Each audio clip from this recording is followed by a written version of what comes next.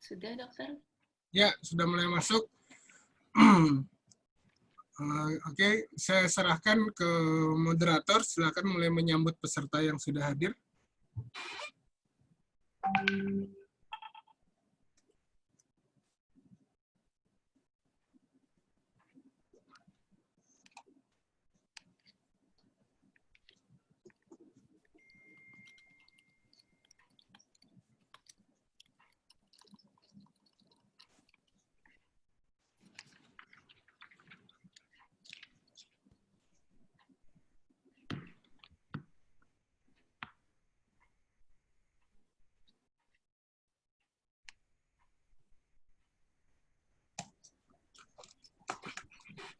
Prof, kita juga live di YouTube, Prof. Dia juga minta live di YouTube, jadi nanti selain di sini juga live di YouTube.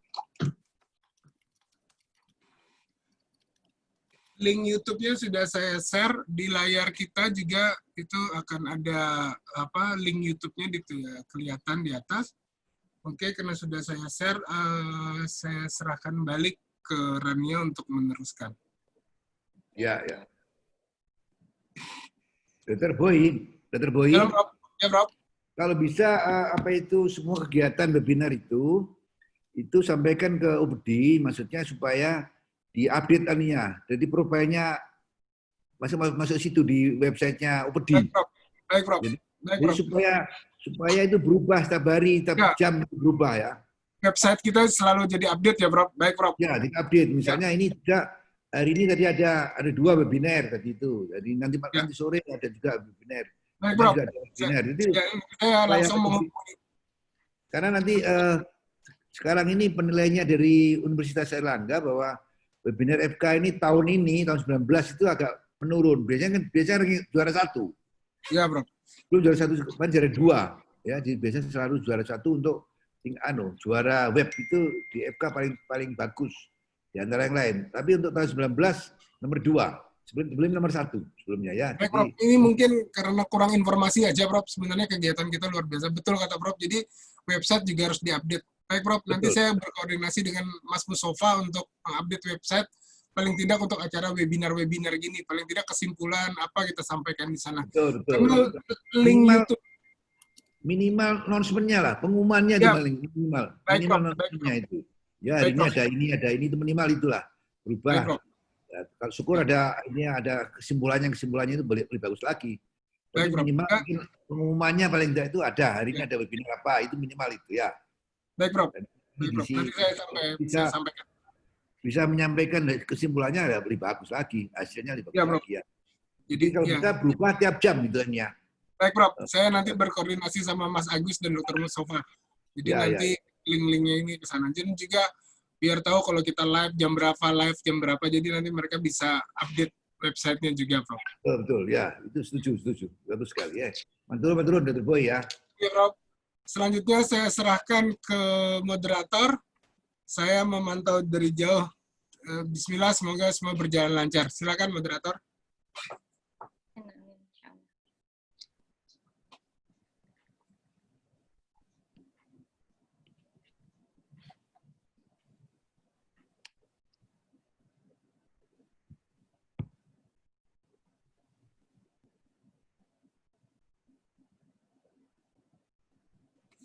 Dek Variatus, silakan dimulai.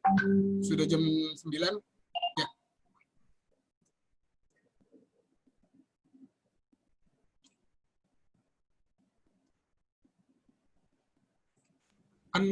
Rania bantuan. Oke, siap. Baik. Assalamualaikum warahmatullahi wabarakatuh. Salam. Selamat siang dan salam sejahtera untuk kita semua. Yang terhormat Profesor Dr. Sutoyo, dokter spesialis urologi konsultan sebagai Dekan Fakultas Kedokteran Universitas Airlangga. Yang terhormat Bu Dwi Izzati Budiono, Sarjana Kebidanan Bidan Master of Science selaku narasumber pada siang hari ini. Bapak Ibu segenap entitas akademika Universitas Airlangga yang saya hormati, segenap peserta webinar Let's Talk About Postpartum Depression 2020 yang berbahagia. Sebelum acara ini kita mulai, perkenalkan, saya Farihatul Zakia sebagai Master of Ceremony sekaligus moderator pada webinar siang ini. Baiklah, untuk mengawali acara ini, kami bacakan terlebih dahulu rangkaian acara webinar Let's Talk About Postpartum Depression 2020. Pertama, pembukaan. Kedua, sambutan oleh Profesor Dr. Sutoyo, dokter spesialis urologi konsultan. Ketiga, penyampaian materi tentang postpartum depression oleh Bu Dwi Izati Budiono, Sarjana Kebidanan Bidan Master of Science. Keempat, tanya jawab, dan acara yang terakhir yaitu penutup. Baiklah, kita buka acara ini dengan doa menurut kepercayaan masing-masing. Semoga acara ini diberi kelancaran dan bisa memberikan manfaat untuk kita semua. Berdoa dipersilakan.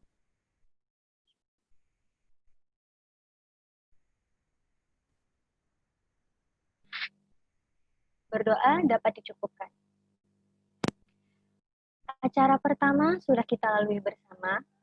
Menginjak acara kedua, sambutan oleh Profesor Dr. Sutoyo, dokter spesialis urologi konsultan sebagai Dekan Fakultas Kedokteran Universitas Airlangga. Dipersilakan. Bismillahirrahmanirrahim. Assalamualaikum warahmatullahi wabarakatuh. Selamat pagi, salam sejahtera buat kita semuanya yang saya hormati teman-teman dari CIMSA maupun dari teman-teman dari bidan ya, ikatan bidan, mahasiswa Midfairy ya, mahasiswa perhimpunan mahasiswa kebidanan juga ini pembicara utama ini Bu Dwi ya, Disa itu, kemudian juga Dr. Boy juga para mahasiswa FK maupun mahasiswa bidan seluruh Indonesia.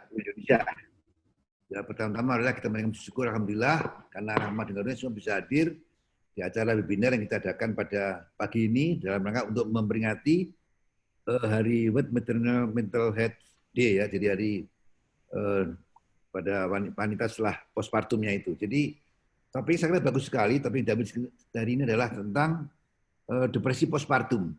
Jadi kita tahu semuanya jadi semua harus tahu para dokter, para bidan itu nantinya pada saat setelah lulus ya, di masyarakat memang harus tahu bagaimana sih orang-orang yang apa yang dialami pasien-pasien yang habis melahirkan itu. Ya, itu banyak sekali masalah pada pasien yang telah melahirkan itu. Antara lain, jadi artinya begini. Jadi artinya tidak hanya tahu pada saat sebelumnya, tapi postpartum pun kita harus tahu juga. Di bidan maupun dokter harus tahu bagaimana ibu-ibu yang sebelum melahirkan kondisinya seperti apa dan setelah melahirkan. Terutama yang kita bahas pada hari ini tentang masalah mentalnya itu. Ibu-ibu biasanya kalau setelah melahirkan itu kadang-kadang memang kalau tidak disiapkan dengan baik, tidak dikondisikan dengan baik, maka dia bisa jadi sesuatu, antara depresi tadi itu. Jadi ibu-ibu sebelum melahirkan maka harus ada namanya konsultan sebelum melahirkan, itu ada juga. Jadi bagaimana ibu-ibu disupport ya pada saat hamil, ya bagaimana supaya dan dikondisikan bagaimana nanti setelah melahirkan seperti apa yang terjadi itu. Kalau mereka sebenarnya sudah paham betul, maka tidak terjadi namanya depresi postpartum itu. Nah, biasanya terjadi karena apa sih depresi itu postpartum itu? Kalau kita lihat apa yang terjadi pada saat gangguan mental apa saja yang terjadi pada saat setelah melahirkan, antara lain baby blues ya. Itu kalau kita lihat angka kejadiannya berapa persen? 30-75% baby blues itu. Ya. Tapi ini kejadiannya hanya beberapa jam sampai beberapa hari saja. Kemudian ada lagi namanya depresi. Depresi itu 3-4 hari. Kemudian ada lagi namanya itu berapa persen? 10-15%. Kemudian psikosa itu sedikit sekali, 0,1%. Ini sedikit itu psikosa. Yang tertinggi adalah baby blues 30-5%, kemudian depresi 10-15% dan psikosa 0,1%. Ya, jadi semuanya sebenarnya bisa diantisipasi, bisa dicegah kalau kita memberikan KHI dengan bagus kepada ibu yang hamil itu, ya kan? Dan kejadiannya biasanya kenapa? Karena memang biasanya mungkin karena memang sebelumnya sudah ada depresi sebelumnya. Kedua mungkin tidak ada support dari lingkungannya, suami, keluarga dan sebagainya tidak mensupport. Mungkin juga ibu-ibu yang sedang ditinggal suaminya, atau ibu-ibu yang suaminya pas pergi, ya ditinggal dalam arti bukan cerai tapi ditinggal karena pergi jauh, misalnya tidak bisa nungguin. Misalnya seperti sekarang kasus pandemi ini kan kalau suaminya jauh di luar kota, di luar negeri kan tidak bisa pulang. Nah itu kalau kita tidak bisa menerangkan dengan baik, tidak memberikan KI pada ibu-ibu yang mau melahirkan, tentunya akan menjadi masalah setelah melahirkan. Ya, mungkin karena ada pandemik tidak bisa pulang suaminya itu ya. Itu yang artinya hanya tidak ketemu dalam waktu sebentar. Tapi kalau misalnya sudah ada perceraian sebelum melahirkan misalnya, atau mungkin suaminya meninggal dan sebagainya, itu juga menjadi masalah. Oleh karena itu kita harus bisa mengkondisikan ibu tadi itu, memberikan KI pada ibu hamil tadi itu, supaya nanti tidak terjadi sesuatu setelah melahirkan. Walaupun kita tahu semuanya, itu ada tingkat-tingkatannya, depresinya itu ya, pada ibu postpartum itu, mulai dari mulai dari baby blues, mulai depresi, psikosa dan sebagainya. Tadi asalkan kita tahu sebelumnya dan bisa menerangkan pada ibu tadi itu supaya dia bisa melahirkan dengan baik, melahirkan dengan senang dan sebagainya, maka insya Allah nanti itu tidak terjadi hal seperti tersebut tadi ya. Jadi diharapkan juga nanti pemeriksaan prenatal tadi itu sebelum melahirkan tadi itu harus betul-betul sebelum melahirkan harus diberikan pengetahuan tadi itu, pengetahuan apapun yang itu ya tentang bagaimana merawat bayi dan sebagainya, juga bagaimana proses melahirkannya seperti apa. Nah, dan ini bisa terjadi pada anak-anak pertama kan, anak pertama yang sering terjadi itu. Tapi kalau sudah ibu bisa melahirkan sering terjadi, ya itu memang proses terjadinya depresi ini memang sudah berkurang. Ya, kecuali ada faktor lain tadi itu, ada faktor memang ada genetik depresi, kemudian ada juga tadi memang tidak ada suaminya dan sebagainya. Tapi kalau yang normal-normal saja, biasanya kalau yang sudah melahirkan sekian kali, biasanya jarang terjadi depresi ini. Biasanya yang awal-awal, karena yang belum siap. Tapi kalau kita memberikan penyuluhan sebelumnya dengan baik, hal seperti ini bisa dicegah dengan sebelumnya. Makanya ini bidan-bidan maupun dokter ini nanti setelah lulus, dengan adanya bidan ini harus tahu bagaimana memberikan penyuluhan pada mereka itu. Jadi bisa artinya bahwa depresi postpartum itu apapun bentuknya, depresi maupun psikosa maupun baby blues bisa dicegah ya dengan memberikan penyuluhan sebelumnya itu ya. Saya kira nanti Budi bisa menyampaikan dengan lengkap ya. Saya kira supaya mereka ini para mahasiswa baik bidan maupun dokter nanti itu mereka bisa mengantisipasinya. Saya kira itu dari saya dan juga demikian juga saya sampaikan juga bahwa di era pandemik ini para mahasiswa ya diharapkan bahwa kuliah harapnya tetap bisa diikuti dengan baik, karena harapan kita bahwa dengan ada pandemik maka para mahasiswa itu bisa mendapatkan ilmu pengetahuan yang hampir sama lah, walaupun tidak sama persis dengan sebelum pandemik. Dan kita akan ada acara ini ada era namanya era transisi, kemudian era new normal. Di era transisi pun kita akan sudah mulai mengadakan kuliah maupun praktikum maupun tramed yang bentuknya adalah mulai dengan offline. Nah, setelah itu pada saat new normal, kita juga demikian, lebih lengkap lagi mungkin lebih banyak offline-nya pada saat new normal nanti itu. Walaupun masih ada juga yang berupa online, seperti kuliah bisa dengan daring, tapi yang praktikum, yang tramed itu kita adakan dengan offline, karena dengan itu maka kompetensinya akan lebih lengkap lah kalau dengan offline itu. Tapi tentunya harus menggunakan APD sesuai dengan protokol kesehatan untuk menangani COVID ya. Jadi kepada teman-teman semua dari para bidan maupun mahasiswa kedokteran, kalau bisa mulai Juli ini sudah sampai di Surabaya ya, yang mahasiswa FK UNER ya, sudah sampai Surabaya supaya nanti kita pada saat kita adakan di era transisi mulai ada kuliah maupun yang lain itu sudah ada di Surabaya sehingga tidak semua dengan karena tidak semua dengan daring ya. Jadi kalau mereka semua sudah hadir di Surabaya semua ya, mulai bulan Juli semua datang, Juli, Agustus, nah nanti proses ini yang era transisi sampai bulan Agustus, September, kemudian habis itu Oktober sudah new normal. Jadi semua sudah hadir ya. Jadi mohon teman-teman adik mahasiswa yang masih di luar ya, di luar negeri maupun di luar Surabaya sudah kembali ke Surabaya. Saya kira itu dari saya dan selamat mengikuti ini ya simposium ini atau webinar ini yang dengan topik postpartum depresi ya. Ini mudah-mudahan para mahasiswa dan bidan, mahasiswa dokter dan bidan ini setelah lulus bisa melakukan penyuluhan maupun KIE pada ibu-ibu yang sedang hamil sehingga depresi ini depresi postpartum ini tidak terjadi. Harapan kita begitu ya. Terima kasih dan selamat mengikuti semuanya. Demikian terima kasih dan kita buka dengan ucapan Bismillahirrahmanirrahim, maka webinar kita buka. Assalamualaikum warahmatullahi wabarakatuh. Assalamualaikum warahmatullahi wabarakatuh. Ya. Baik, demikian sambutan dari Profesor Dr. Sutoyo, dokter spesialis urologi konsultan. Semoga kita dapat mengambil hikmahnya. Amin ya rabbal alamin. Baik, sebelumnya saya ucapkan selamat datang kepada Dr. Budi selaku Kaprodi Kebidanan Universitas Airlangga. Dan sebelum memasuki acara inti, saya akan memberikan tata tertib pertanyaan bagi peserta pada webinar siang ini. Bagi peserta yang ingin bertanya, bisa melalui Q&A dengan format nama, asal institusi, dan pertanyaan, bukan melalui room chat.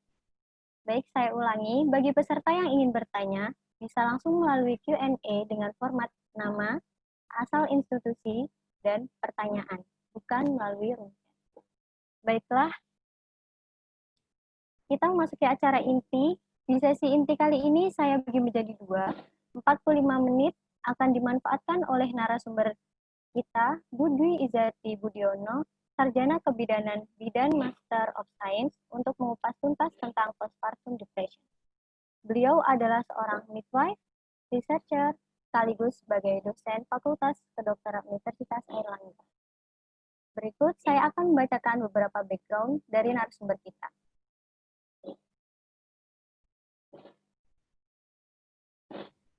Pada September 2008 hingga Maret 2011, beliau menempuh pendidikan sarjana di Fakultas Kedokteran Universitas Airlangga dan melanjutkan studi S2-nya di Postgraduate Midwifery Program School of Health Science, the University of Nottingham, United Kingdom.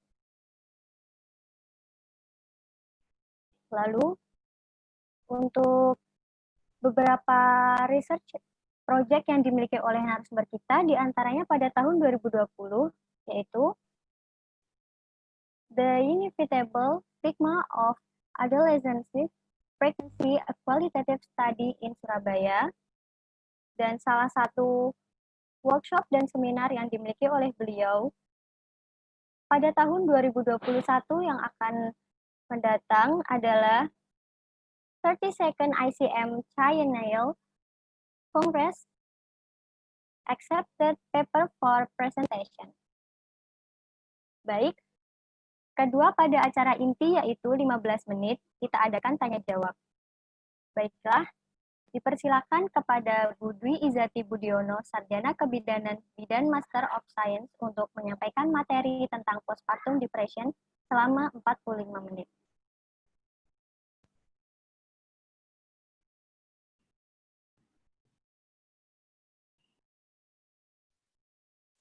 Baik, terima kasih moderator. Assalamualaikum warahmatullahi wabarakatuh. Selamat pagi. Yang terhormat Bapak Dekan, Prof. Sutoyo. Terima kasih atas waktunya, Prof. Di tengah kepadatan kegiatan. Baik, terima kasih juga untuk tim dari baik dari Fakultas Kedokteran, Pendidikan Dokter maupun Pendidikan Bidan atas kegiatan hari ini ya, yang sangat sebenarnya sangat penting ya, topik yang akan kita diskusikan pagi ini seperti yang tadi sudah sedikit banyak disampaikan juga oleh Prof. Toyo. Pagi ini saya diminta untuk sedikit memberikan tentang seperti apa postpartum depression, khususnya untuk baik untuk midwife ya maupun untuk dokter mungkin, karena seperti yang bisa kita ketahui bersama, sebenarnya kita banyak play role di primary healthcare, dan jadi mungkin nanti akan lebih banyak kaitannya seperti apa mencegah ya dan memberikan kayak yang tepat tentang postpartum depression. Sebenarnya mungkin walaupun memang background saya bukan psikiatris, Tapi as a midwife, kami juga punya peran ada di garda terdepan ya untuk raising awareness tentang maternal mental, karena mental health, karena sedikit sekali sebenarnya kejadian ini sebenarnya banyak tentang gangguan mental, tapi sangat sedikit yang mampu untuk bisa menyampaikan apa yang dirasakan, dan sedikit juga yang mungkin bisa dilakukan penata laksanaan. Sehingga mungkin kita bisa mengoptimalkan ya, baik sebagai mahasiswa maupun praktisi ya, as a midwife, seperti apa mampu memberikan arahan ya, karena kita tidak men-treat pasien secara langsung, secara dengan medikasi, tapi lebih pada seperti apa pendekatan-pendekatan yang sebaiknya dilakukan. Nah, presentasi ini saya buat sesuai dengan harapan dari panitia dalam rangka untuk memperingati ya World Maternal Mental Health Day.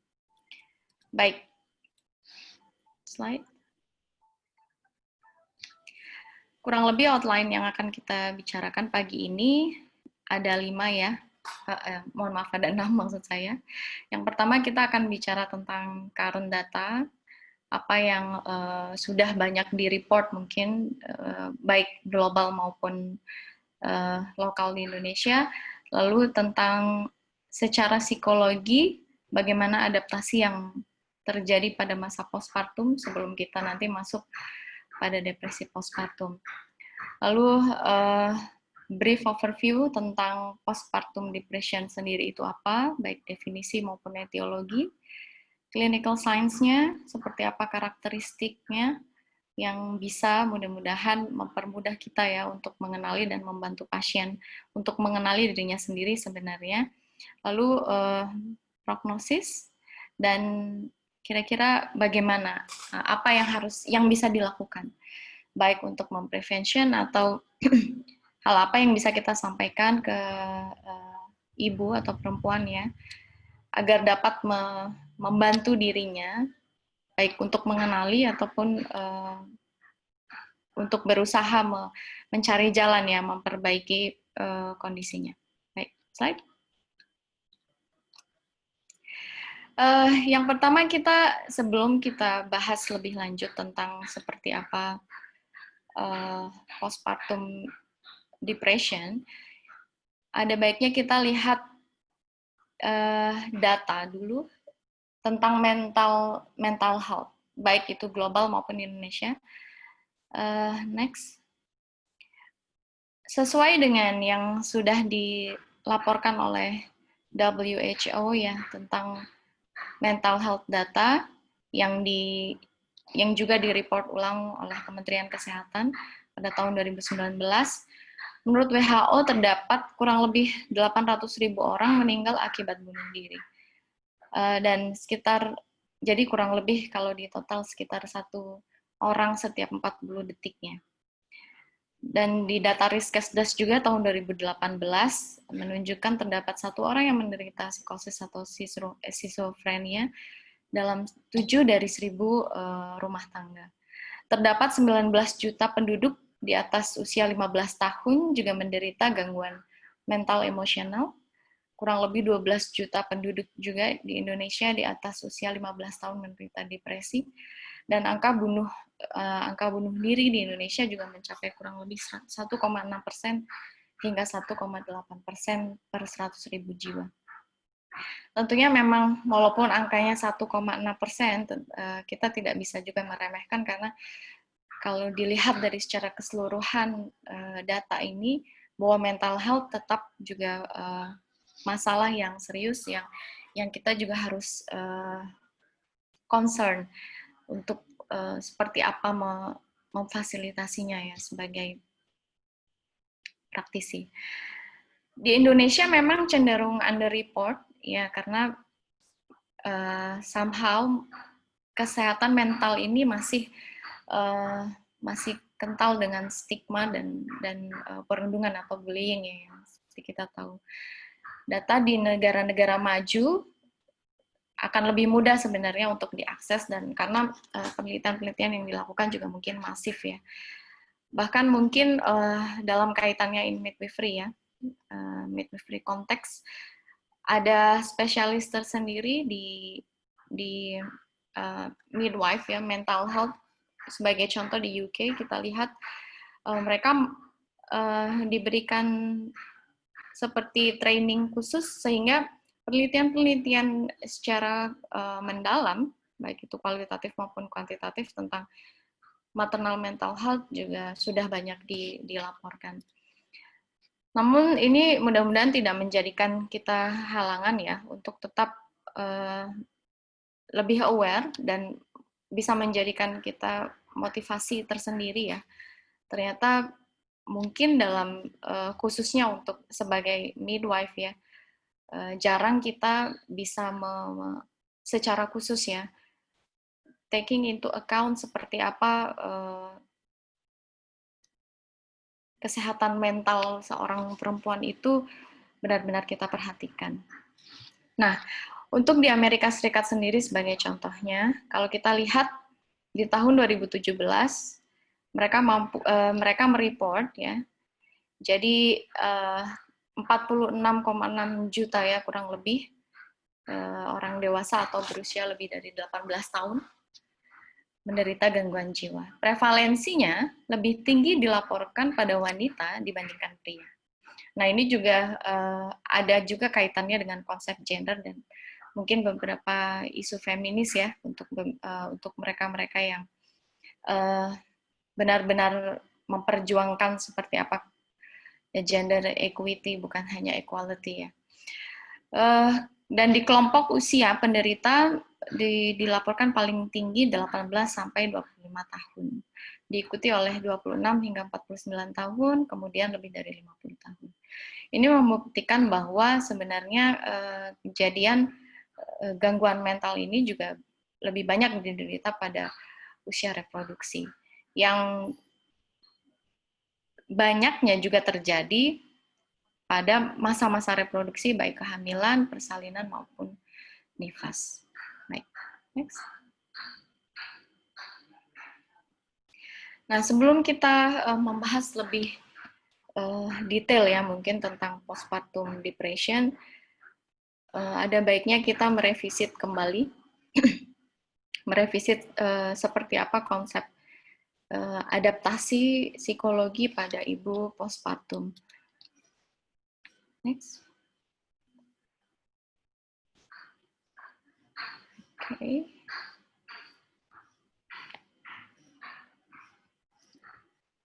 Ya, delay di layar saya. Baik, secara garis besar ada tiga fase ya yang saya yakin kita sudah ketahui bersama. Yang pertama taking in, taking hold, dan letting go. Yang fase ini sebenarnya old but gold gitu ya, menurut sebagian orang gitu. Karena oleh Reva Rubin disampaikan saat itu tahun 63, secara normal psikologi postpartum pada umumnya melewati 3 fase ini. Jadi yang fase yang pertama taking in kurang lebih merupakan periode ketergantungan, dan biasanya ibu akan lebih cenderung mengharapkan pemenuhan kebutuhan dirinya dapat dipenuhi oleh orang lain, dan bisa jadi mungkin partner ya dalam hal ini suami, atau mungkin keluarga, bisa jadi mungkin ibu dari pasien, atau juga bisa mertua dan lain sebagainya. Atau juga bisa juga ketergantungan ini kepada tenaga kesehatan ya. Seperti contohnya misalnya bersalin di bidan ya, biasanya maunya apa-apa dibantuin oleh bidannya. Nah, ini memang di awal-awal setelah bersalin, fase ini biasanya normal muncul ya. Kondisi ini biasanya berlangsung kurang lebih 1 hingga 2 hari postpartum ya, dan cenderung lebih fokus pada dirinya. Banyak juga yang menyebutkan fase taking in ini disebut juga dengan fase menerima. Jadi berusaha untuk menerima dirinya sendiri, lalu dengan juga harapan masih bisa tetap dapat kasih sayang dari orang-orang sekitar. Nah, ada juga yang menyebutkan fase taking in ini sebagai fase dependent dalam 1 hingga 2 hari pertama ya. Seperti yang juga tadi sedikit disampaikan oleh Prof. Toyo. Setelah melahirkan ya 1 sampai 2 hari. Dan kenapa ini bisa terjadi? Karena biasanya mereka lebih cenderung sensitif ya, lebih sensitif dan cenderung pasif ya. Karena mungkin bisa jadi faktor kelelahan ya, merasakan proses persalinan yang bisa jadi mungkin struggling atau panjang untuk mereka. Yang penting untuk dilakukan biasanya hanya cukup komunikasi ya, menjaga komunikasi yang baik, dan kita berusaha untuk mengerti pada saat itu mereka sedang kelelahan. Serta yang penting juga diperhatikan pemenuhan nutrisi, karena pada fase ini biasanya nafsu makan karena kelelahan cenderung meningkat. Lalu yang kedua, taking hold, ya. Ini bisa juga some people say ini perilaku dependent independent ya, berusaha untuk ya mulai dari 3 sampai 10 hari ini mulai menunjukkan kepuasannya yang terfokus pada bayinya.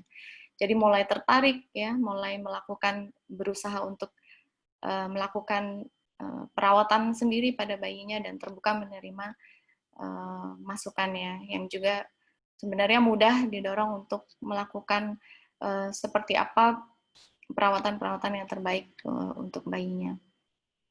Biasanya ibu akan memberikan respon ya dengan semangat di fase ini, karena menganggap ini kesempatan belajar dan berlatih bagaimana merawat bayinya dengan baik. Dan secara fisiologis sebenarnya timbul keinginan ya di 3-10 hari ini untuk belajar. Nah, walaupun pada fase ini juga bisa jadi dia merasakan kesulitan ya untuk menyesuaikan, khususnya biasanya primipara ya, atau wanita karir, walaupun saya tidak being judgmental ya, tidak semua wanita karir demikian, atau ya yang mungkin sedikit keilmuannya tentang perawatan bayi baru lahir biasanya. Tidak harus selalu wanita karir, ibu rumah tangga juga sangat mungkin gitu mengalami ini, atau biasanya teenage pregnancy juga bisa, atau single parent. Setelah itu yang ketiga, fase letting go, yang dari fase ini sudah mulai bisa didapat ya fase tanggung jawab. Sudah mulai menunjukkan biasanya lebih dari hari ke-10 ini menyesuaikan diri terhadap ketergantungan ya. Sudah mulai ada peningkatan keinginan juga bagaimana merawat bayi dan dirinya dengan baik, serta sudah mulai ada penyesuaian ya hubungan baik dengan keluarga dalam seperti apa pengasuhan, mengobservasi bayi dan merawat bayi dengan baik. Hubungan juga dengan pasangan biasanya memerlukan penyesuaian ya dengan kehadiran anggota keluarga baru. Baik, lanjut.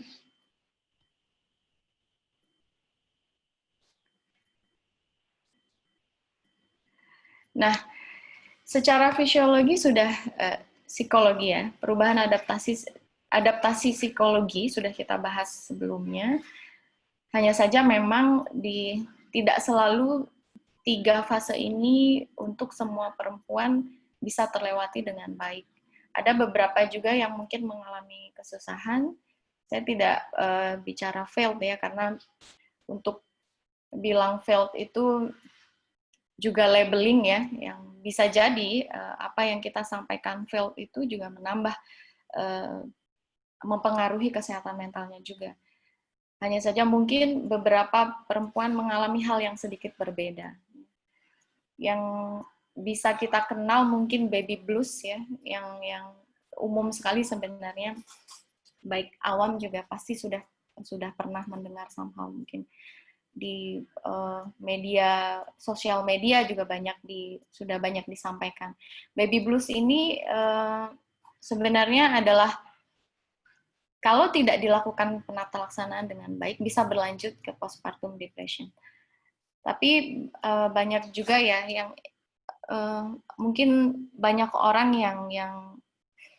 yang berpendapat bahwa oh ini depression, padahal sebenarnya ini baby blues. Sehingga penting untuk kita mengenali ya. Jadi tidak men-overdiagnose gitu, tidak mendiagnosis lebih sehingga padahal sebenarnya yang terjadi tidak bukan hal yang seperti kita sangkakan. Jadi seperti apa perbedaan baby blues dengan postpartum depression?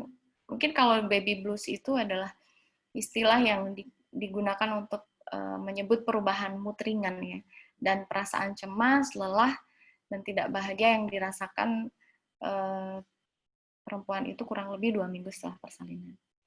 Hal ini wajar ditemukan karena ya kita tahu bahwa kehamilan persalinan adalah a sacred moment, big event gitu ya untuk perempuan.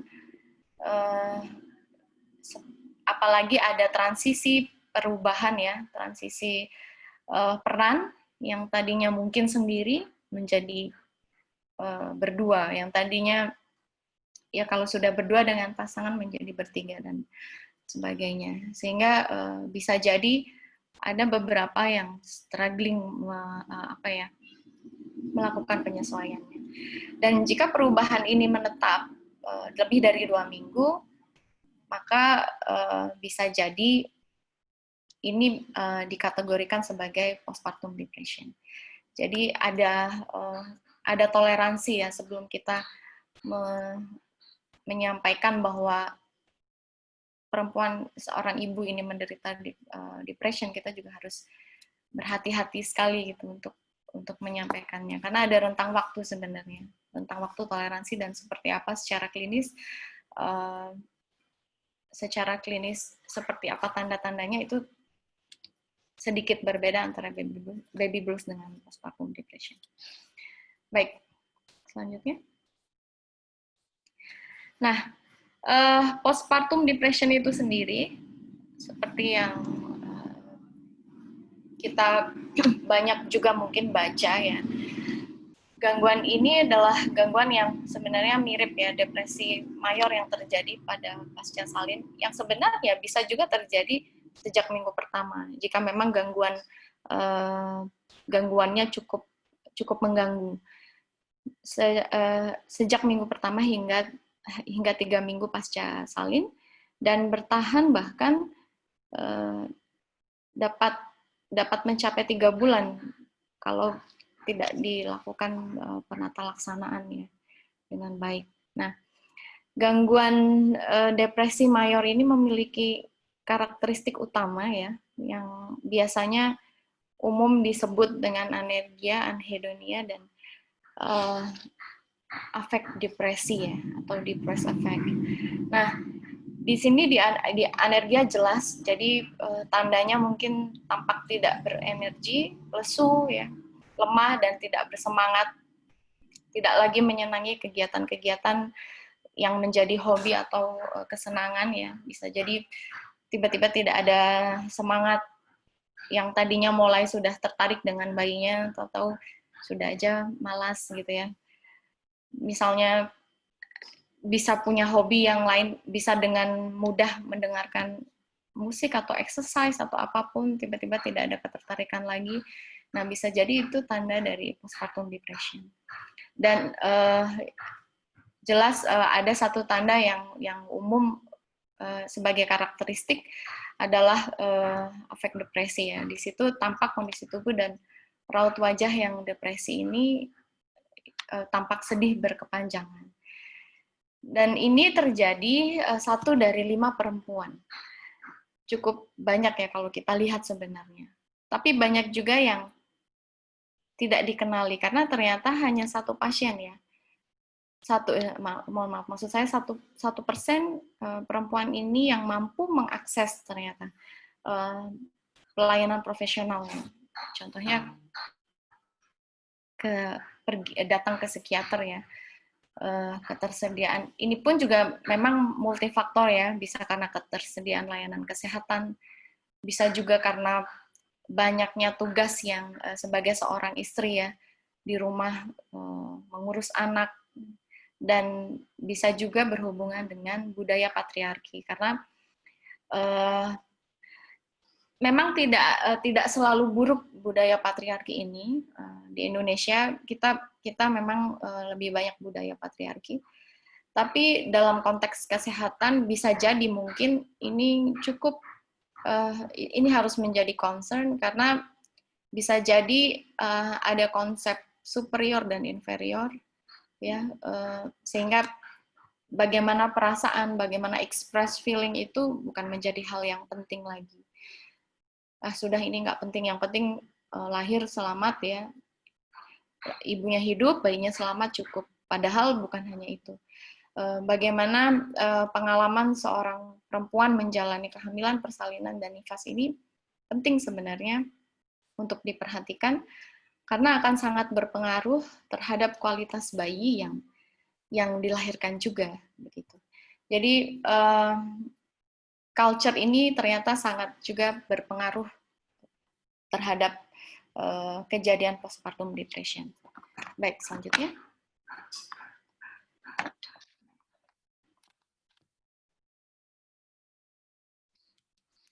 Ya, etiologinya, kalau kita lihat memang di banyak literatur dijelaskan ya, memang belum diketahui secara pasti. Namun ada beberapa faktor mungkin yang lebih pas ya untuk disebutkan sebagai faktor penyebab. Yang pertama, ini adalah, dan yang saya sampaikan di sini hanya beberapa faktor saja, yang saya yakin di beberapa literatur mungkin menyebutkan hal lain ya. Ada beberapa faktor yang tidak tertulis di sini. Tapi yang paling sering disebutkan adalah faktor hormonal, karena perubahan yang signifikan ya antara selama proses kehamilan, persalinan maupun nifas. Nah, fluktuasi ini mungkin yang sangat mungkin ya sedikit banyak mempengaruhi kejadian postpartum depression. Lalu history of mental disorder. Jika sebelumnya sudah mempunyai riwayat gangguan mental atau kesehatan mental ini, bisa sangat mungkin berulang. Nah, penyebab-penyebab yang lain juga bisa kita sebenarnya diklasifikasikan sebagai support ya, baik faktor physical support, baik social support, ataupun yang lain, termasuk ekonomi ya, financial support juga. Traumatic birth juga menjadi penyebabnya. Seperti apa jika perempuan sejak kehamilan, kalau tadi sedikit disinggung oleh Pak Dekan gitu ya, kalau sejak kehamilan ini penting. Sangat setuju sekali, karena ada report di berbagai penelitian menyebutkan jika sudah terjadi gangguan sejak kehamilan, walaupun itu bukan gangguan mental, akan sangat mungkin meningkatkan kejadian postpartum depression pada akhirnya. Sehingga ini penting ya untuk kita pahami bahwa postpartum depression ini bukan kejadian satu malam pada umumnya. Jadi ini adalah hasil dari kehamilan dan persalinan, proses yang terjadi pada kehamilan dan persalinan. Dan di proses jika dilihat dari penyebabnya, dari postpartum depression ini, baik culture maupun finansial ini, memang walaupun sebagai petugas kesehatan kita tidak bisa langsung ya mengintervensi, tapi ada baiknya kita bisa menjadi pendengar ya, dan dari awal kita sudah harus mampu mengenali seperti apa faktor-faktor resiko yang mungkin dapat meningkatkan kejadian postpartum ini, bisa kita kita diskusikan bersama dengan ibu ya dan keluarga, dengan melibatkan keluarga, sehingga jika semua faktor-faktor ini, bahkan mungkin bukan hanya faktor ini ya, ini hanya faktor yang umum terjadi saja, dari awal sudah kita bantu untuk diskusikan dari awal, kita fasilitasi, mungkin akan jauh lebih mudah ya. Mungkin akan jauh lebih mudah bagi perempuan ini untuk menjalani, walaupun memang ada secara langsung gangguan mental yang terjadi pada dirinya, sedikit akan mampu akan membantu sedikit banyak prognosisnya.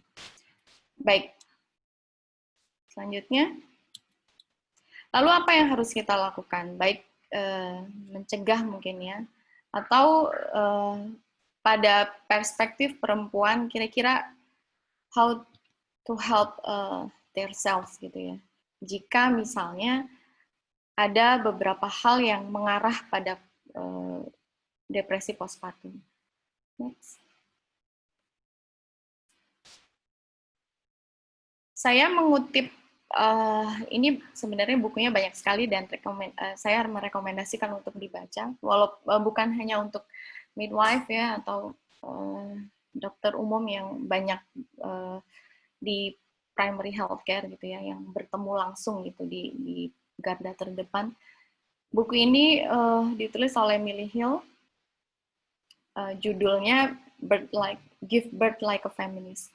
Jadi di situ ada satu chapter tersendiri seperti apa Millie Hill ini menyampaikan tentang depresi postpartum. Karena depresi postpartum ini tidak bisa dilepas dari sosial, yang sangat berkaitan dengan sosial, sangat berkaitan dengan apa yang terjadi di lingkungan sekitar. Sehingga bagaimana sebenarnya untuk mencegah, ada satu ulasan yang menarik yang disampaikan oleh Millie Hill ini, yang saya rangkum kurang lebih ada 5 hal ya. Jadi ini pun bisa kita sampaikan ke pasien ya, atau ibu bersalin yang baru saja bersalin, atau ibu nifas pada saat kita memfasilitasi. Tell or write the birth story. Jadi karena tidak mudah mungkin untuk beberapa perempuan, birth story itu akan terus diceritakan ya. Bagus jika good chance misalnya pasien memiliki birth story yang menyenangkan, tapi akan mungkin sulit untuk mereka yang dengan compromise. Nah, ini akan sangat membantu mereka jika kita misalnya meminta mereka untuk bisa saja dituliskan atau menceritakan, kita menjadi pendengar dan sebagainya, itu akan sangat membantu. Sebagai bagian celebrating self ya, postnatally. Nah, yang kedua, bonding with baby versus self-care. Jadi secara garis besar, memang penting, sangat penting seperti apa kita konsep pengasuhan, konsep menjadi orang tua, transisi untuk menjadi orang tua pada masa postnatal, tapi juga tidak kalah penting self-care ya. Self-care itu seharusnya bahkan menjadi hal yang utama, karena jika kita memiliki konsep yang baik, maka akan sangat mungkin kita juga mengasuh dengan konsep yang baik pula. Sehingga seharusnya perempuan ini juga kita bantu ya, untuk bisa memiliki waktu untuk dirinya sendiri, selain juga sibuk untuk mengurus bayinya. Nah, post baby body is normal. Kenapa ini sebenarnya ini langsung ya langsung pada tubuh ya, karena biasanya yang banyak terjadi yang etiologi tadi yang seperti kita lihat, culture salah satunya, bagaimana menganggap objectification of bodies itu sangat kental terjadi, karena ya seperti apa stigma cantik, langsing begitu ya, putih dan sebagainya. Nah, ini penting kita sampaikan seperti apa penerimaan tentang tubuh ibu postpartum itu pun juga indah ya, juga bisa tetap cantik dan sebagainya sesuai dengan kondisinya. Jadi untuk tidak membandingkan, karena kalau kita lihat seperti apa pemberitaan media massa juga luar biasa ya, artis-artis, influencer dan sebagainya, selebgram ya, apalagi kalau kita lihat sekarang. Ya cepat sekali langsing dalam waktu sekian minggu misalnya.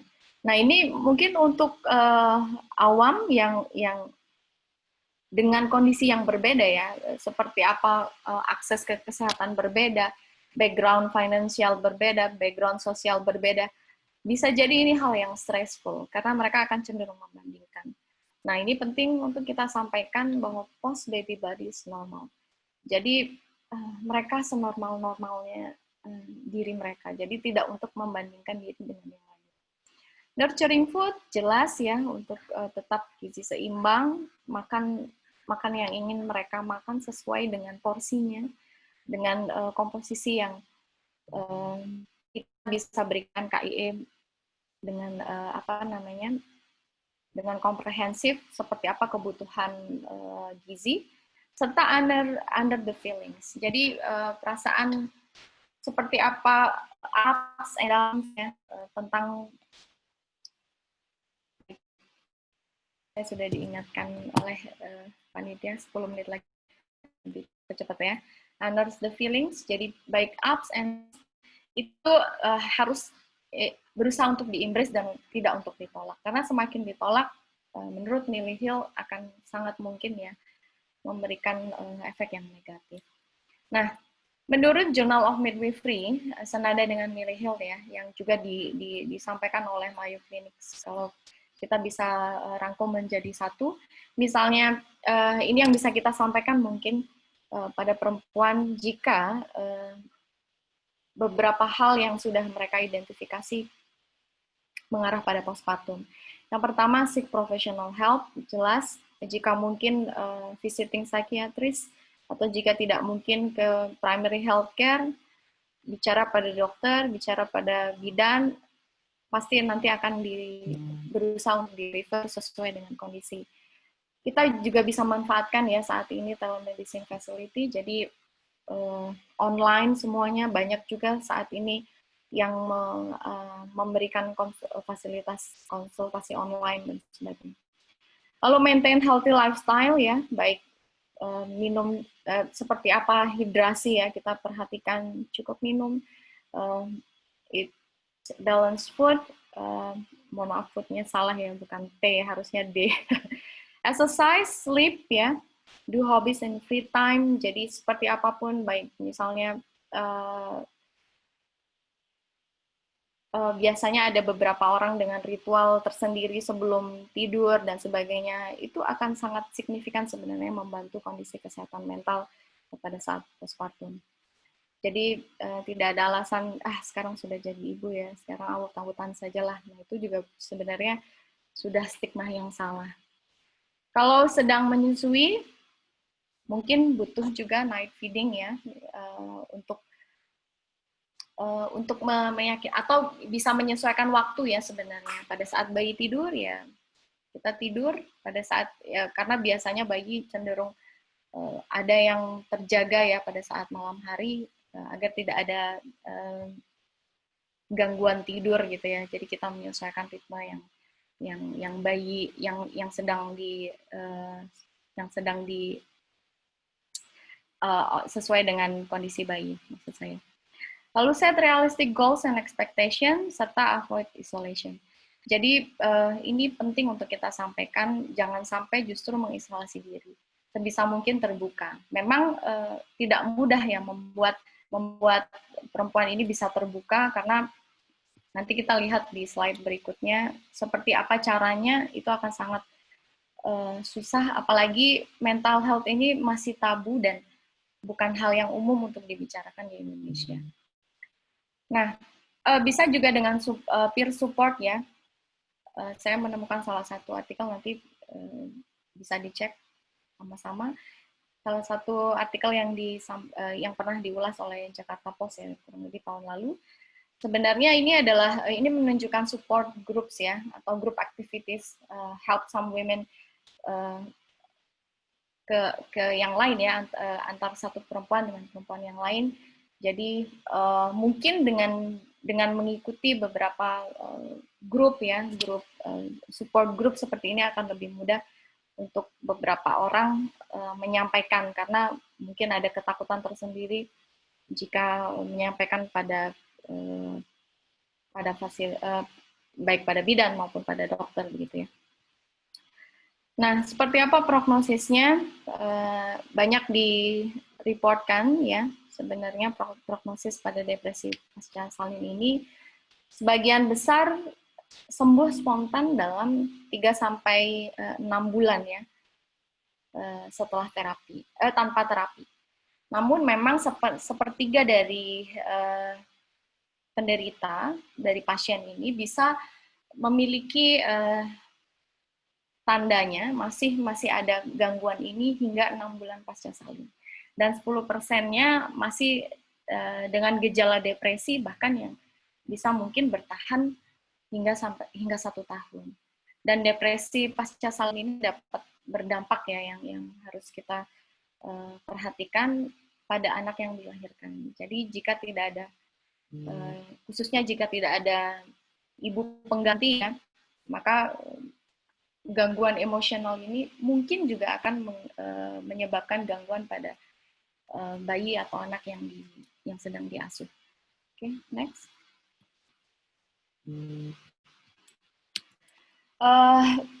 Terakhir mungkin role of the midwife ya. Bagaimana ini khususnya role of the midwife, tapi mungkin kurang lebih juga bisa diadop baik oleh teman-teman dokter umum, karena kita semua juga ada di primary healthcare ya, yang langsung bertemu dengan pasien. Saya mengawali dengan cerita oleh Amanda Pitt ini. Pada ya Amanda Pitt ini salah satu survivor ya sebenarnya mental health. Dia menyampaikan pada saat itu dia ingin sekali sebenarnya jujur tentang perasaannya ya, atau kondisi depresinya gitu, karena mixed feelings gitu, seperti apa menjadi ibu itu juga tidak mudah, bukan hanya bahagia saja gitu ya punya anak itu ternyata gitu. Tapi ternyata apa yang dia dapatkan tidak banyak ya. It's hard to find other people who are willing to talk about it. Tidak banyak juga yang berani menyampaikan, dan tidak banyak juga sebenarnya di akhir statementnya itu yang mau mendengarkan. Nah, ini harus menjadi sebenarnya titik poin ya, atau momentum ya sebenarnya untuk self-reflect as a midwife, bagaimana memfasilitasi postpartum depression. Nah, secara garis besar ya, karena kita sendiri midwife ini benar-benar kami ada areanya adalah fisiologis. Jadi bukan hanya memahami seperti apa fisiologi, tapi optimizing normal physiology. Dan salutogenik ini sebagai konsep dalam memberikan asuhan secara keseluruhan baik pada masa nifas. Nah, sentral dari peran bidan sih sebenarnya mensupport dan memfasilitasi masa transisi ini ya, karena kehamilan, persalinan, nifas ini banyak sekali adaptasinya yang membutuhkan benar-benar support ya, dan kita harus paham seperti apa support yang mereka butuhkan. Nah, salutogenesis ini sebenarnya, salutogenesis ini sebenarnya adalah satu teori oleh Prof. Sudown ya pada tahun 2008 berdasarkan pekerjaan Malinowski ya yang berfokus pada fokus on well-being ya, fokus on memprioritaskan physiology over pathology, serta kita benar-benar menjadi pada konsepnya salutogenesis ini bagaimana kita berperan lebih pada hal yang fisiologis, bukan hanya menyampaikan kekhawatiran.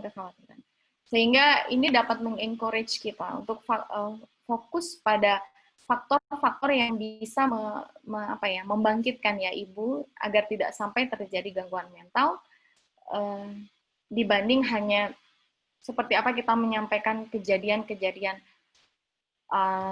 bahkan mungkin jika tidak diterapi akan terjadi bahkan mungkin psikosis dan sebagainya.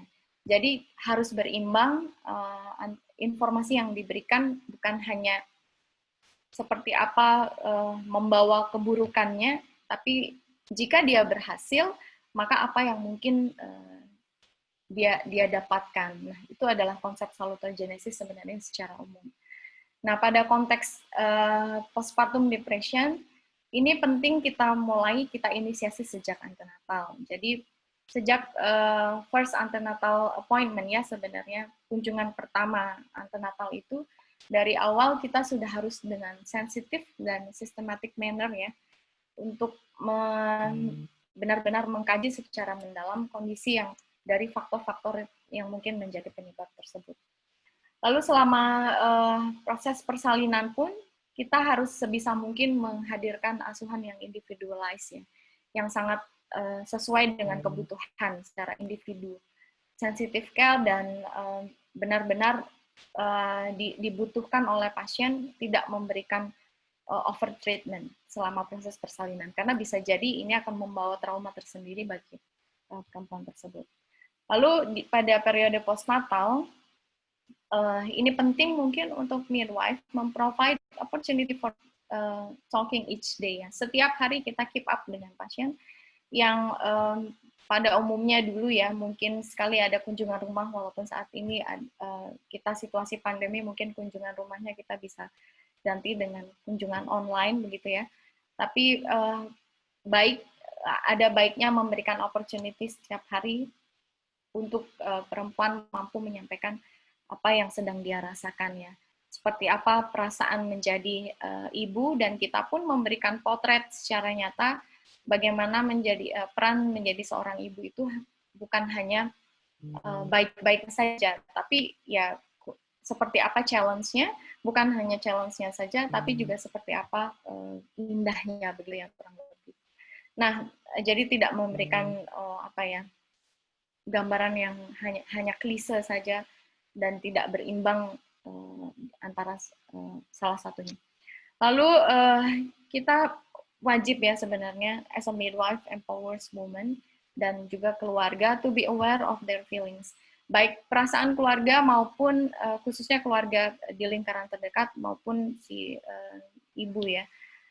Karena seperti apa ekspektasi dari keluarga misalnya, ini juga berhubungan dengan culture, ekspektasi terlalu tinggi tidak sesuai, bisa jadi karena ada situasi yang tidak sesuai dengan keinginan, entah kehamilannya tidak direncanakan atau ternyata pada saat di USG jenis kelaminnya tidak sesuai dan sebagainya. Bisa jadi itu akan akan menyumbang kejadian sangat mungkin menyebabkan postpartum depression, sehingga kita pun juga harus mengempower mereka untuk mampu jujur dengan perasaan dan apa yang dirasakan. Dan ini akan sangat mungkin jika antara pasien dengan providers ini saling mengenal, antara bidan dengan dokter saling mengenal, antara pasien dengan dokter saling mengenal, antara pasien dengan bidan saling mengenal, yang hanya mungkin sebenarnya ini diciptakan dengan konsep continuity of care. Jadi berkelanjutan ya, asuhan yang berkelanjutan, tidak terputus-putus. Jika dari awal sudah diasuh oleh satu provider yang sama, yang disepakati, yang diinginkan oleh pasien, akan lebih mudah untuk pasien mengungkapkan sebenarnya seperti apa perasaannya. Akan lebih mudah juga untuk keluarga lebih terbuka pada kita ya, sehingga jika ada masalah akan lebih mudah dilakukan juga penata laksanaannya. Baik, sebelum saya akhiri, terakhir ini slide-nya, saya mengutip quote ya sebenarnya oleh Du Zantamata. Zantamata saya juga baru dapat pagi ini sebenarnya. Tapi ini mungkin word ya untuk saya sampaikan, karena pada prinsipnya mungkin kita semua juga pasti pernah mengalami at some point. It is only in our darkest hour that we may discover that true strength of the brilliant light within ourselves that can never ever be dimmed. Jadi kadang mungkin butuh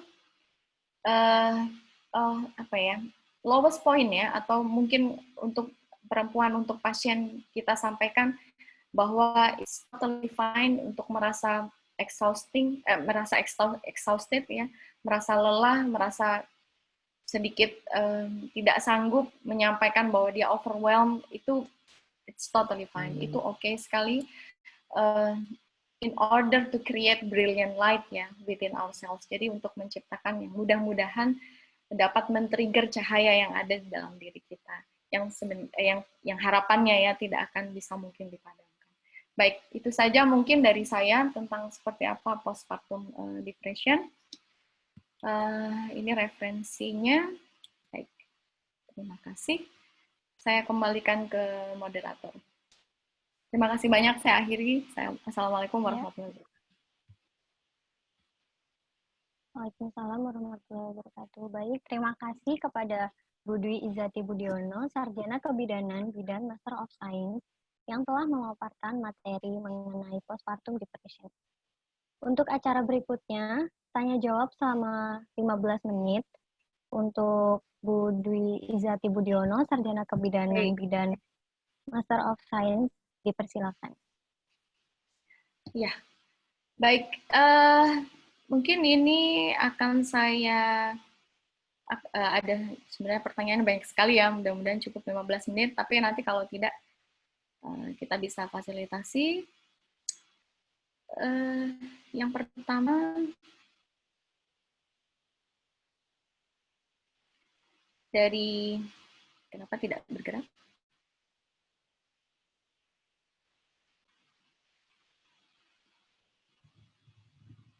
Ibu Mujiati ya. Ya, pertanyaannya izin bertanya pendekatan bagaimana untuk menangani ibu-ibu dengan status PDP terkait tidak boleh memberikan ASI secara langsung karena selama ini akan ada penolakan baik dari si ibu dan keluarga. Mohon pencerahannya. Terima kasih. Terima kasih Bu Mujiati. Ini very good question ya, karena di situasi pandemi ini pasti kita juga semua pasti struggling.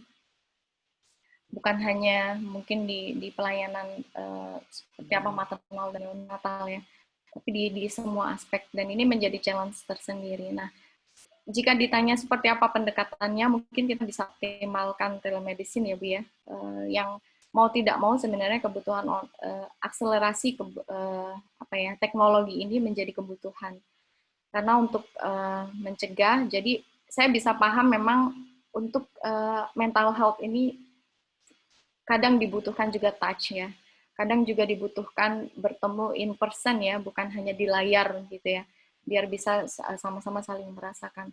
Tapi apa-apa saja hal yang bisa, misalnya KIE yang bisa kita berikan, atau misalnya hanya sekedar kita cek setiap hari bagaimana kondisinya, mendengarkan ceritanya, saya rasa itu bisa dilakukan online ya sekarang. Sehingga jikapun memang dibutuhkan tatap muka, itu bisa diminimalkan begitu ya, walaupun tidak langsung dengan tatap muka, tapi kita bisa tetap keep up bagaimana kondisi ibu tersebut. Dan kalaupun memang harus bertatap muka ya, tentunya dengan strict protokol COVID-19 ya. Protokol-protokol COVID-19 pun juga harus kita lakukan dengan ketat ya, dengan benar gitu. Sehingga harapannya tidak membawa masalah yang lain ya setelahnya. Jika penolakan mungkin ada baiknya ya Bu, kalau penolakan kita libatkan pada saat sesi mungkin pada saat sesi konsultasi, bukan hanya pasien sendiri, tapi kita libatkan siapa lingkaran terdalamnya. Penting untuk kita tahu siapa pengambil keputusan di keluarga tersebut. Bisa jadi suami, bisa jadi ibu mertua, bisa jadi ya yang lain-lain atau orang tuanya. Karena di beberapa culture tertentu ya, ada yang pengambil keputusannya itu akan tergantung ibu. Jadi matriarki ada juga. Ada yang patriarki ada juga. Nah, itu mungkin akan baik ya, akan sangat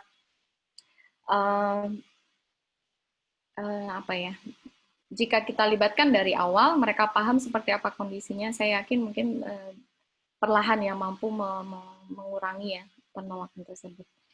Baik, terima kasih. Itu pertanyaannya. Yang pertama, lalu kedua. Selamat siang. Dari saya Elsie Khairunisa. Baik, selamat siang. Izin bertanya, saya mempunyai teman yang setelah melahirkan dia jadi lebih sering menyendiri dengan pikiran kosong tapi masih mau untuk menyusui. Sikap yang seperti itu berlanjut hingga berbulan-bulan bahkan sampai harus menemui psikiater. Dukungan seperti apa yang bisa kita beri atau perhatian seperti apa yang bisa kita beri pada mereka. Terima kasih. Baik,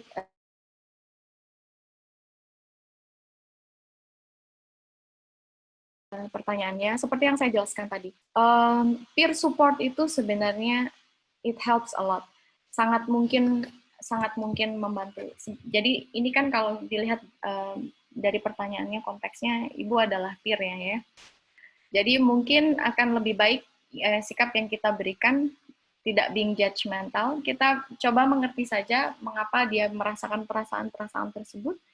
Kita dengarkan saja apa yang sedang dia rasakan, kita dengarkan saja tanpa harus being preskriptif ya. Maksudnya harus ini, harus itu. Mungkin dari situ itu bisa membuka jalan ya sebenarnya agar lebih mudah untuk mereka menerima kita. Nah, kalau sudah bisa menerima, bisa lebih terbuka, sebenarnya itu pada konsep postpartum depression itu sangat membantu ya.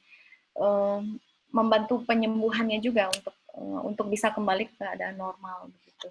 Jadi tetap menjadi teman yang setia saja saya rasa cukup ya. Baik. Pertanyaan berikutnya.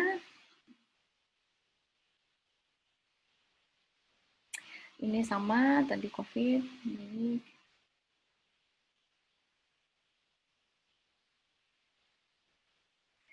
Baik, Bapak Ahmad Kemal ya. SDM ITB, terima kasih. Jika istri mengalami PPD, suami diharapkan menjadi pertolongan pertama untuk membantu istri, ya, namun tidak menutup kemungkinan jika suami ikut turut mengalami PPD. Betul sekali. Apa yang harus dilakukan? Apakah mengatasi sendiri yang lebih utama atau meminta pertolongan orang lain seperti keluarga terdekat atau profesional? Bagaimana cara mengatasinya? Terima kasih. Baik, terima kasih. Memang saya juga baca di beberapa literatur tidak ada, there is no single right answer ya Bapak. Bisa jadi ada sama-sama postpartum depression, tapi ternyata template penyembuhannya berbeda. Itu sangat mungkin, karena ya manusia unik, kebutuhannya berbeda, penyebabnya pun juga berbeda, lingkungannya berbeda. Jadi pasti seperti apa kondisinya pasti juga akan berbeda. Nah, jika suami sebagai lingkaran terdalam ternyata juga mengalami PPD, apa yang harus dilakukan? Apakah mengatasi sendiri yang lebih utama atau meminta pertolongan? Dari apa yang saya, dari banyak literatur yang sependek pengetahuan saya mungkin ya, saya bisa jadi salah. Selama ini berusaha untuk harus mengungkapkan perasaan, entah itu dari mana ke siapapun, itu ternyata disebutkan sangat membantu. Jadi pada intinya kalau dari paparan saya yang saya sampaikan tadi, yang harus dihindari sebenarnya avoid isolation. Dengan asumsi kalau kita tidak bercerita itu sebenarnya juga bentuk dari isolasi begitu ya. Jadi akan sangat baik misalnya kita mampu menyampaikan apa yang kita rasakan. Jadi baik untuk istri ataupun untuk suami, jika itu bisa disampaikan, mungkin akan sangat bisa membantu. Walaupun tidak bisa langsung ke profesional, misalnya Bapak sendiri dan Ibu menyampaikan, saya rasanya belum perlu, atau misalnya masih dengan budaya kita ya yang menganggap ini tabu, tapi sampaikan, tapi pastikan ada orang yang diajak bicara begitu ya. Avoid isolation. Tapi memang akan sangat baik jika sedini mungkin bertemu profesional sehingga harapannya ini bisa difasilitasi segera begitu ya Pak ya. Tidak berlanjut gitu keadaannya. Baik, itu waktunya berapa menit lagi?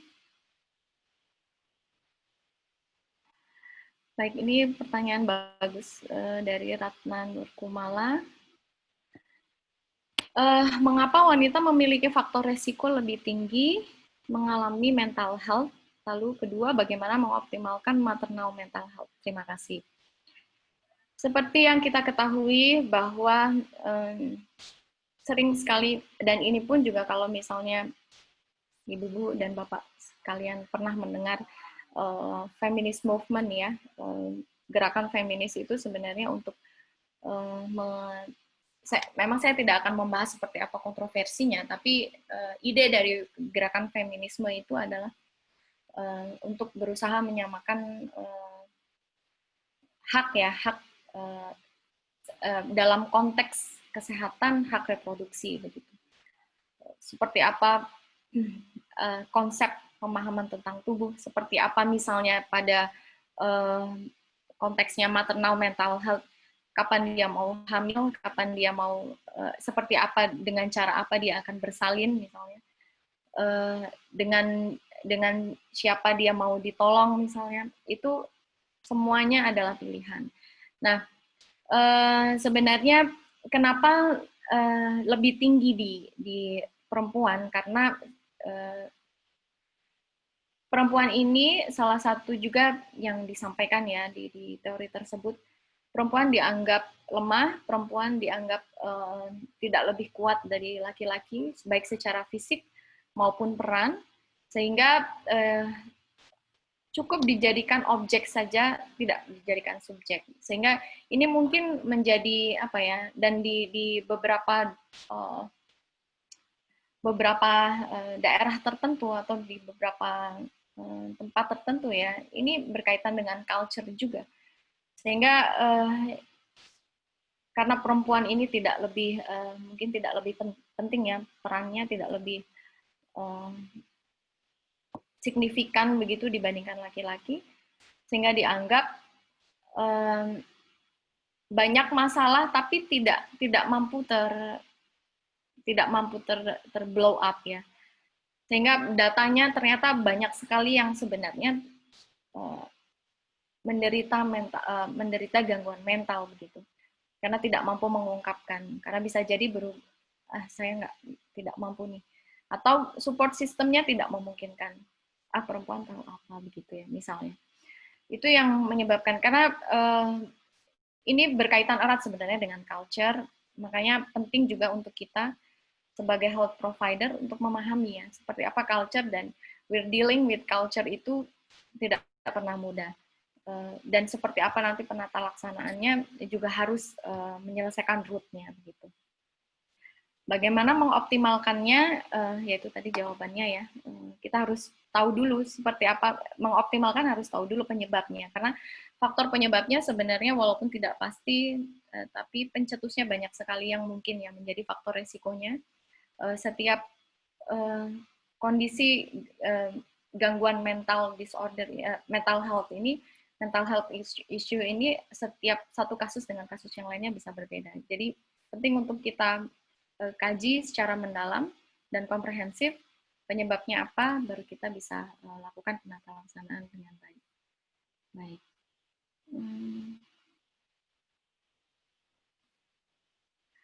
Iya.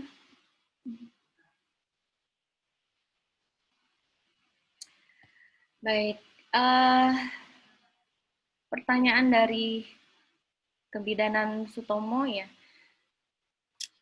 Melacak ibu postpartum yang mengalami postpartum depression jika ibu menutupi gejala-gejala dari postpartum depression itu sendiri.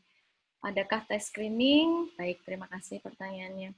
Nah, sebenarnya mungkin tadi sudah saya sampaikan ya sedikit banyak tentang continuity of care. Jadi pada midwife-led care ya, dan di midwifery concept kita kenal dengan kita kenal istilah continuity of care. Di continuity of care ini sebenarnya memungkinkan kita jika kita kenal betul ya ibu ini dan keluarganya. Artinya jika memang ibu tidak mampu terbuka, kita bisa optimalkan support sistemnya. Kita bisa gali informasi lebih banyak dari keluarga. Karena keluarga yang lebih paham, misalnya tampak murung atau tampak sedih berkelanjutan dan sebagainya, kita mungkin tidak, walaupun tidak terbuka dengan kita, tapi keluarga biasanya akan mampu lebih memberikan informasi yang kita berikan. Jadi tidak masalah menurut saya optimalkan support system. Dan screening postpartum depression sebenarnya ada beberapa scale, ada beberapa tools ya untuk melakukan screening, dan banyak sebenarnya macam toolsnya. Nanti mungkin kita bisa berbagi di toolsnya. Ada beberapa yang saya memang di Indonesia misalnya ya, bidan tidak melakukan screening khusus untuk postpartum depression. Yang kita lakukan hanya mengenali gejala-gejala, dan kalaupun memang gejala itu ada, kita tidak melakukan pengobatan atau apapun. Yang kita, jika dibutuhkan kita merefer pada teman sejawat, baik psikiater maupun psikiatris maupun psikolog ya. Tapi kita penting itu tidak menghilangkan juga peran kita bahwa kita being with woman ya selama siklus kehidupan begitu. Jadi ini penting, selain kita mengenali seperti apa, kita keep up terus kondisinya karena kita continuity of care, kita pun juga ikut membantu kalaupun memang harus merefer, kita bantu refer. Tapi jika pertanyaannya ada atau tidak screening toolsnya, ada. Baik. Baik, mohon maaf nih. Ya, ini banyak sekali, masih mungkin itu. Ya. Karena waktunya sudah cukup 15 menit, mungkin nanti pertanyaan yang belum terjawab bisa ditabulasi by email mungkin ya. Nanti ya, akan bisa. Saya ada beberapa yang mungkin saya juga bisa jawab by email melalui panitia ya. Baik. Baik, terima kasih kepada Bu Dwi Izati Budiono, Sarjana Kebidanan Bidan Master of Science atas jawaban yang telah disampaikan. Jadi kesimpulan pada webinar kali ini, secara normal, adaptasi psikologi pada ibu postpartum terdapat 3 fase. Fase pertama, taking in, kedua, taking hold, ketiga, letting go. Baby blues merupakan perubahan mood setelah melahirkan dan merupakan hal wajar. Baby blues jika tidak ditangani dengan baik akan berlanjut ke postpartum depression. Postpartum depression bisa terjadi 1 minggu sampai 3 bulan postpartum. 3 tanda postpartum depression. Pertama, anergia. Kedua, anhedonia. 3, depression affect. Apa yang dapat dilakukan jika terjadi ciri-ciri postpartum depression? Utamanya konsultasi ke dokter, bidan, psikiater, dan tetap jaga hidup sehat dan penuhi nutrisi. Alhamdulillah, rangkaian sesi diskusi pada hari ini sudah terlaksana dengan baik. Saya ucapkan terima kasih kepada pembicara kita pada hari ini, Bu Dwi Izati Budiono, Sarjana Kebidanan Bidan Master of Science yang sudah berbagi banyak kepada kita semua. Dan juga terima kasih kepada audiens yang sudah menyimak dengan antusias diskusi kita hari ini. Akhirnya, saya Farihatul Zakiyah selaku moderator, mohon undur diri. Kurang lebihnya mohon maaf. Terima kasih atas perhatiannya. Wassalamualaikum warahmatullahi wabarakatuh. Waalaikumsalam warahmatullahi wabarakatuh. Mohon maaf Bu Diza, apakah kita bisa sesi foto bersama Bu? Bisa. Ya, baik.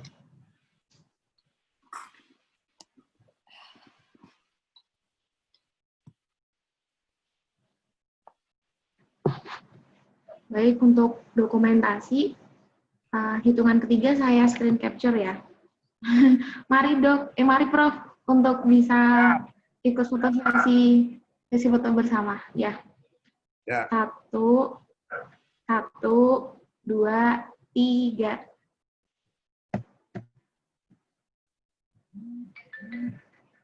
Oke, terima kasih. Terima kasih banyak, Prof. Terima kasih banyak ya. Yeah. Bagus nih. Selanjutnya saya serahkan ke MC.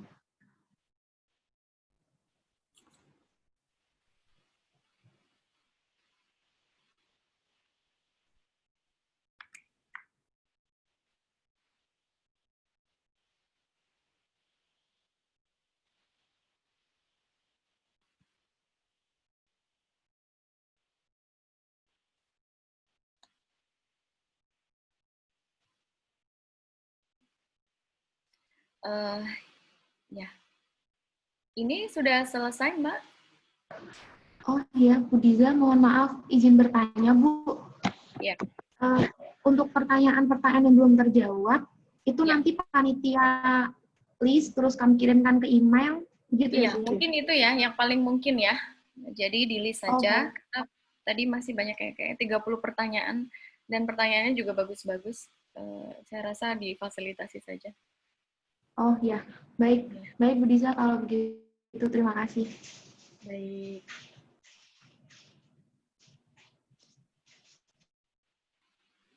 Baik, mungkin kita bisa mengakhiri sesi webinar pada siang hari ini.